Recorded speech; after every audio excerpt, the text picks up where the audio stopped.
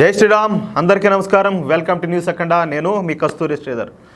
మనకందరికీ తెలిసిందే, కేరళలోని వాయనాడ్ ప్రాంతంలో ఈ ప్రకృతి అయితే బీభత్సం సృష్టించి కొన్ని వందల మందిని అయితే బలి తీసుకునింది. అక్కడ మనకందరికీ తెలుసు, ఈ 54 ఏళ్ల యువనేత ఉన్నాడు కదా, ఆయన పార్లమెంట్ నియోజకవర్గం అది. ఆయన కనీసము దాని మీద ఎంత మాత్రం దృష్టి పెట్టాడో దీన్ని బట్టి మనం అర్థం చేసుకోవచ్చు. ఈ మాట నేను ఎందుకంటున్నానంటే, కేంద్రం ఒకవైపు హెచ్చరికలు జారీ చేసినప్పటికీ అక్కడ ఏదో జరగబోతోంది, మీరు అలర్ట్గా ఉండడని చెప్పేసి కేంద్ర ప్రభుత్వం హెచ్చరికలు జారీ చేసినప్పటికీ కావాలనే వీళ్ళ అసమర్థతతోటి, అలాగే వీళ్ళ అలసత్వం, అలాగే వీళ్ళ నిర్లక్ష్యం మూలంగా అంతా ఘోరం జరిగింది. కొన్ని వందలాది మంది అయితే నిరాశ్రయులు అయిపోయినారు, కొన్ని వందలాది మంది అయితే బలి అయిపోయినారు.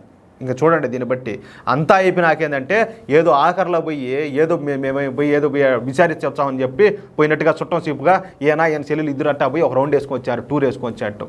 కానీ అక్కడ అంత ఇబ్బంది జరిగితే, అంత ఒక ప్రళయం లాగా జరిగితే, అక్కడ కష్టపడి వాళ్ళందరినీ కాపాడే విషయంలో కావచ్చు, వాళ్ళ రెస్క్యూ ఆపరేషన్లు చేపట్టే విషయంలో కావచ్చు, అక్కడంతా ఇన్వాల్వ్ ఎవరయ్యారంటే, ఒకటి వచ్చేసి భారతీయ సేనలో అంటే మన ఆర్మీ సోదరులు, అలాగే వాళ్ళతో పాటు ఆర్ఎస్ఎస్ వాళ్ళు అనమాట. నిజంగా ఆర్ఎస్ఎస్ వాళ్ళ గురించి మీకు కొంచెం ఒక 2 మాటల్లో మీకు అర్థమయ్యేటట్టు చెప్తా. చాలా వరకు ప్రతి ఒక్కరికి తెలిసే ఉంటుంది, కానీ నా భాషలో నాకు తోచిన విధంగా ఒక 2 ముక్కలు. నిజంగా చెప్పాలంటే ఆర్ఎస్ఎస్ అనేది హిందువుల యొక్క గర్వం.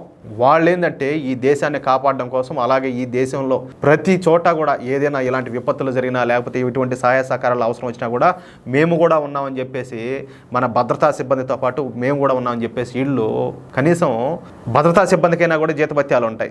వాళ్ళకి ఏదైనా ఇబ్బంది అయితే దానికి సంబంధించి అన్నీ కూడా ఉంటాయి. కానీ వీళ్ళు ఏదైనా ఇబ్బంది జరిగినా కూడా వీళ్ళకి ఏమీ ఉండదు. కానీ మేము కూడా ఈ దేశ పౌరులము, ఈ దేశ అభివృద్ధి విషయంలో కావచ్చు, ఈ దేశానికి కష్టం వచ్చినప్పుడు కావచ్చు, అది ఎలాంటి సందర్భంలో అయినా కూడా మేము కూడా వచ్చి పాలు పంచుకుంటామని చెప్పేసి వీళ్ళు వాలంటీర్స్గా పోయి పనిచేస్తూ ఉంటారు. అంత గొప్ప సంస్థ. దాని గురించి ఇంకా కొంచెం మీకు క్లుప్తంగా చెప్పే ప్రయత్నం చేస్తాను. ఆర్ఎస్ఎస్ అంటే రాష్ట్రీయ స్వయం సేవక్ సంఘ్. ఇది మన దేశంలోని అతిపెద్ద ఆర్గనైజేషన్ అన్నమాట.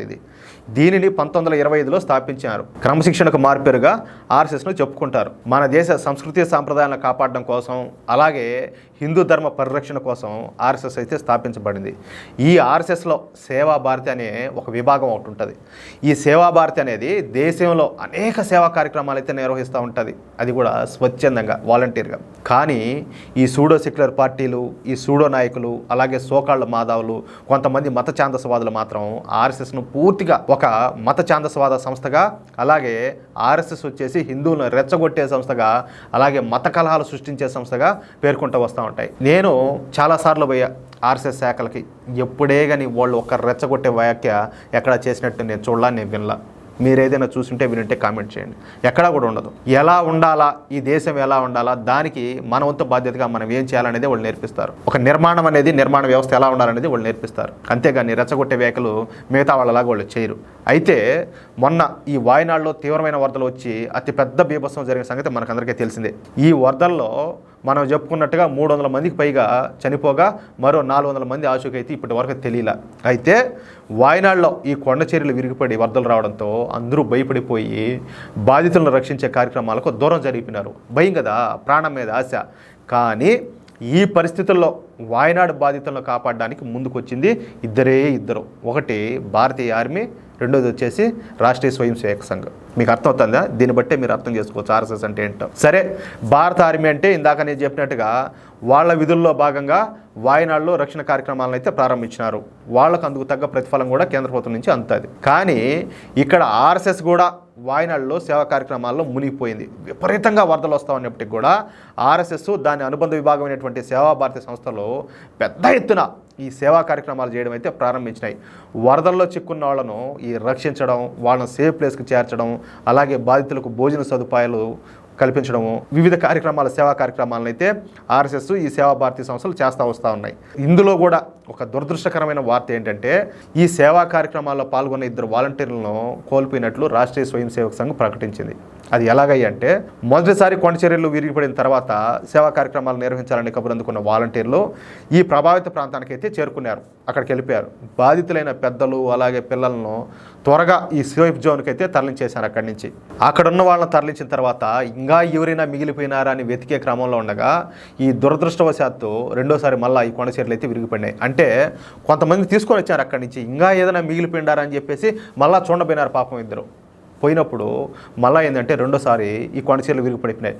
దీంతో మన ఆర్ఎస్ఎస్కి సంబంధించిన 2 వాలంటీర్లు, వాళ్ళ పేర్లు వచ్చేసి ప్రజీష్ ఒక ఆయన పేరు వచ్చేసి శరత్, వీళ్ళిద్దరూ కనిపించకుండా పోయినారు. అయితే ఇందులో ప్రజీష్ మృతదేహం లభించింది కానీ శరత్ ఆచూకీ అయితే కనిపించాల. ఆపదలో ఉన్న వాళ్లను ఆదుకునేందుకు వెళ్ళి తమ ప్రాణాలనే త్యాగం చేసిన ప్రజీష్ కావచ్చు, అలాగే శరత్లకు సంఘంతో పాటు ఈ దేశం ఘన నివాళులు అయితే అర్పిస్తూ ఉండాలి. చివరి వరకు తాము నమ్మిన దారిలో ప్రయాణం చేసి సేవలోనే తరించిపోయినారు వీళ్ళిద్దరు కూడా. అలాగే ఎంతోమందికి వీళ్ళు స్ఫూర్తిగా నిలిచినారు.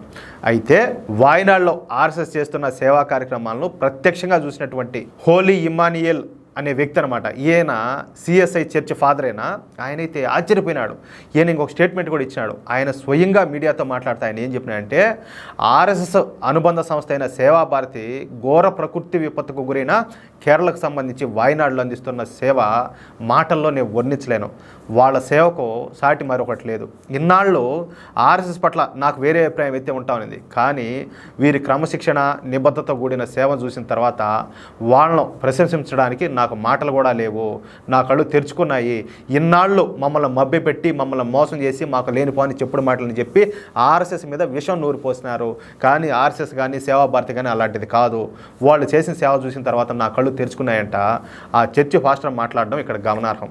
దీన్ని బట్టి మనం అర్థం చేసుకోవచ్చు. అయినప్పటికీ కూడా ఇప్పటికి కూడా ఈ అసదుద్దీన్ ఓవైసీ కాదు, ఇలాంటి ఎంతోమంది మత ఛాందస్వాదులు ఇప్పటికీ ఆర్ఎస్ఎస్ మీద విషయాన్ని నూరి పోస్తానే ఉంటారు. దీన్ని బట్టి అర్థం చేసుకోవచ్చు. కానీ ఇంకో విషయం చెప్తా, ఈ కాంగ్రెస్కి సంబంధించిన వాళ్ళు కావచ్చు, యూత్ కాంగ్రెస్కి సంబంధించిన వాళ్ళు కావచ్చు, లేకపోతే కేరళలో ఈ కమ్యూనిస్ట్ పార్టీ కూడా బలంగా ఉన్నది కదా, వాళ్ళు కావచ్చు, కనీసం వాళ్ళ పాడికి పోవడానికి కూడా వాళ్ళు భయపడిపోయినారు. ఎందుకంటే ప్రాణాల మీద తీపి.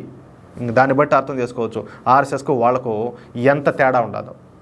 ఈ వీడియోపై మీ యొక్క అమూల్యమైన అభిప్రాయాలను దయచేసి ప్రతి ఒక్కరు తప్పనిసరిగా కామెంట్ రూపంలో తెలియజేయాలని చెప్పి కోరుకుంటూ, అలాగే మనం కోల్పోయినటువంటి మన సంఘ మిత్రుల ఆత్మశాంతి కలగాలని చెప్పేసి వాళ్లకు నివాళులు అర్పించాలని కామెంట్ల ద్వారా మిమ్మల్ని అందరినీ కోరుకుంటా ఉన్నా. అలాగే ఈ వీడియో నచ్చినట్టయితే దయచేసి లైక్ చేయడంతో పాటు వీలైనంత మందికి మన ఆర్ఎస్ఎస్ గొప్పతనం గురించి, అలాగే ఈ ఇద్దరు మహానుభావుల గురించి ప్రతి ఒక్కరికి తెలియాలా, వాళ్ళ త్యాగం ప్రతి ఒక్కరికి తెలియాలా. కాబట్టి వీలైనంత మందికి షేర్ చేసే ప్రయత్నం చేయండి. ఇంతవరకు ఎవరైనా కూడా మన ఛానల్ సబ్స్క్రైబ్ చేసుకోకపోతే దయచేసి ప్రతి ఒక్కరు కూడా మన ఛానల్ సబ్స్క్రైబ్ చేసుకోండి. అలాగే మేము అందించి ఇలాంటి ముఖ్యమైన విలువైన వార్తలు పొందడానికి తప్పనిసరిగా బెల్ సింబల్ అయితే క్లిక్ చేయండి ప్లీజ్. జై శ్రీరామ్.